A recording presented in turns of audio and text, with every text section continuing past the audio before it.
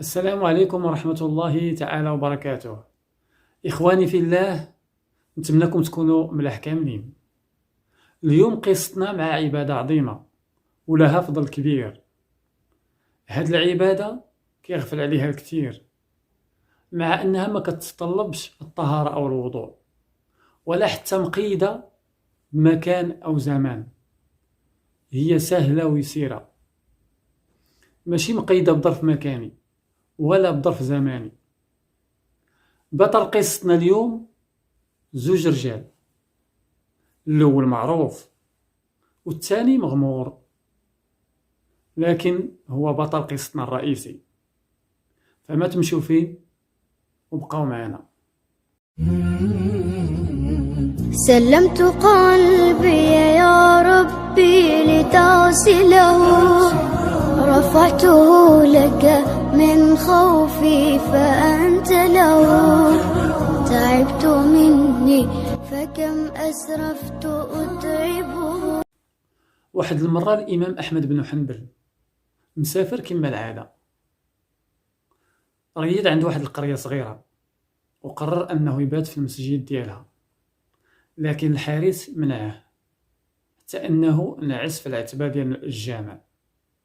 والإمام أحمد بن حنبل كان إنسان وشيخ كبير ووقور.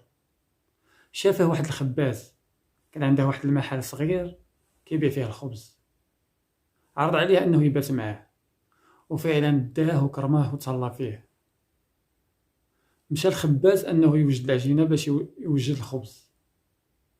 لاحظ الإمام واحد الأمر عجيب وغريب، هو أن هذا الخباز ما كيريدش من الاستغفار. كل ما يعجن عجينة إلا ويستغفر، كل ما يدخلها الفران إلا ويستغفر الله، كل ما يخرجها من الفران إلا ويستغفر. ما كانش كيعيا ولا كيمل من الاستغفار. تعجب الإمام من هذا الأمر. لما صبح الصباح سول الخباز على كثرة الاستغفار وكيفاش قصته معاه. جاوبه الخباز: هذه راها عادة قديمة فيا. وسوله الإمام: واش كاين بعدا شي فائدة من هذا الاستغفار ديالك؟ هل وجدت لاستغفارك ثمرة؟ جاوبه الخباز: كاين فائدة كبيرة وكبيرة. قال له: والله ما دعوت دعوة إلا أجيبت إلا دعوة واحدة. قال له الإمام: وش هي هاد الدعوة؟ قال له: دعوة واحدة اللي ما استجبها ليش الله سبحانه وتعالى، هي أن أرى الإمام أحمد بن حنبل. قال له الإمام: أنا هو أحمد بن حنبل، فوالله لقد جررت إليك جرا حتى يحقق الله لك تلك الأمنية. أعوذ بالله من الشيطان الرجيم. فقلت استغفروا ربكم إنه كان غفارا، يرسل السماء عليكم مدرارا، ويمددكم بأموال وبنين، ويجعل لكم جنات ويجعل لكم أنهارا. فقصة الخباز كتمثلنا هذه الآية الكريمة، وكتبان النتيجة، نتيجة الاستغفار، وهذه النتيجة في الدنيا والآخرة. فالله سبحانه وتعالى بالاستغفار يرزقك الذرية الصالحة، يرزقك الأموال، ويرزقك الغيث المطر، ويدخلك جنته فيها أنهار. فراه الاستغفار فيه سبحان الله العظيم الراحة ديال البال، وواحد السكينة ديال النفس، واحد الانشراح نتاع الصدر، واحد السلامة من المحن والفتن.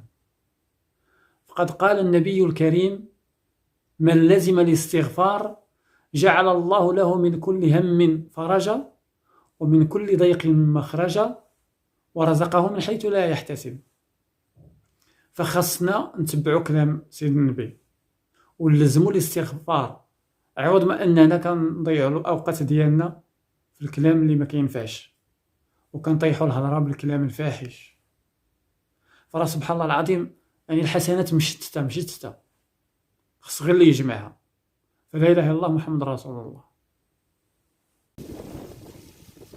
عن فضل الاستغفار، عن أنس بن مالك رضي الله عنه قال: سمعت رسول الله صلى الله عليه وسلم يقول: قال الله تبارك وتعالى: يا ابن آدم، إنك ما دعوتني ورجوتني غفرت لك على ما كان منك ولا أبالي. يا ابن آدم، لو بلغت ذنوبك عنان السماء ثم استغفرتني غفرت لك ولا أبالي. يا ابن آدم، إنك لو أتيتني بقراب الأرض خطايا ثم لقيتني لا تشرك بي شيئا لأتيتك بقرابها مغفرة.